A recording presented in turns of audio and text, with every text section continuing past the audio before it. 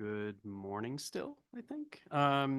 Senator McCrory, Representative Leeper, and honorable members of the Education Committee. I'm Jason Mancini, Executive Director of Connecticut Humanities, Vice Chair of the America 250 CT Commission, and a resident of North Stonington.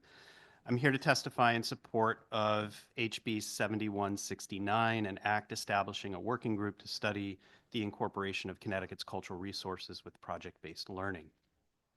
Connecticut is a culturally rich state, and we have committed significant resources to educational outcomes.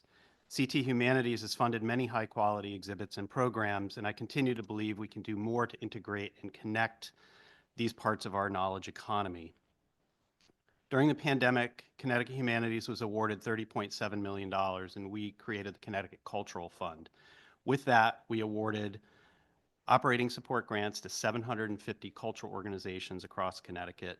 We prioritized digital content creation and supported digital infrastructure initiatives, and we connected K-12 students and educators with museums and cultural organizations. We expanded our Teach at CT units. These are grade appropriate curricular prompts available to educators. Here we saw a number of users grow from 4,000 to 16,000 during the pandemic. We partnered with Connecticut Council for the Social Studies to pilot curriculum developed with museum and classroom educators.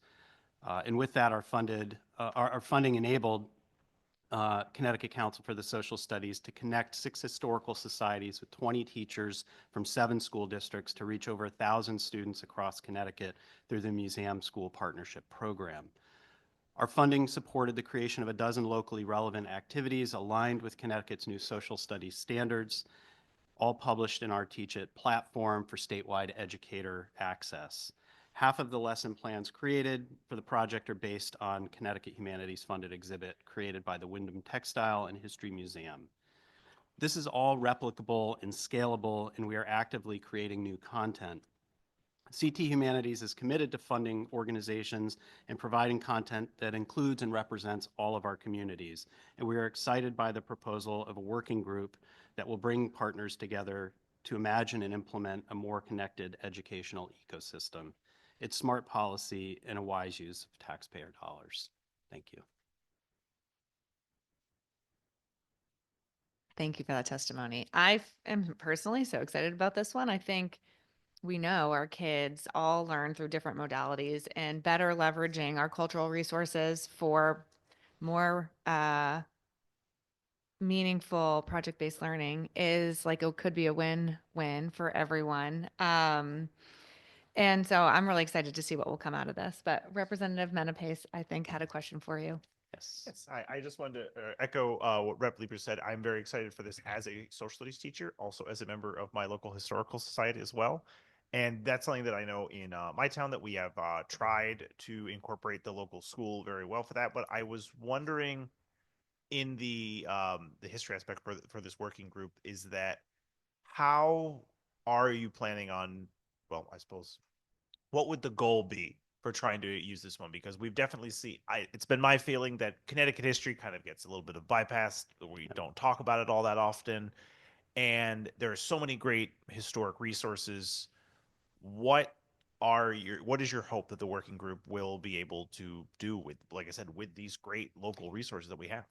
Yeah, I think this is a real opportunity to begin better connecting what teachers are looking for in terms of local histories, civics, and so on, and making it applicable to our communities. We have so much right here in our backyards that we don't draw on directly. Connecticut is a source of so much really important history, whether it's civics, civil rights, innovation, whatever. I think there's so much we can draw on to really make and connect to our communities. I think there's some great models out there in Norwalk and Fairfield that do really great work connecting schools with schools with historical societies, with libraries, and so on. We've also seen, I'm looking forward in particular working with SERC, the State Education Resource Center. You'll hear from them later, and really thinking about the different ways we can begin to integrate these student-based initiatives and educators in the classroom. Thank you. Thanks, Representative. Does anyone else have a question? All right. Thank you so much. Thank you.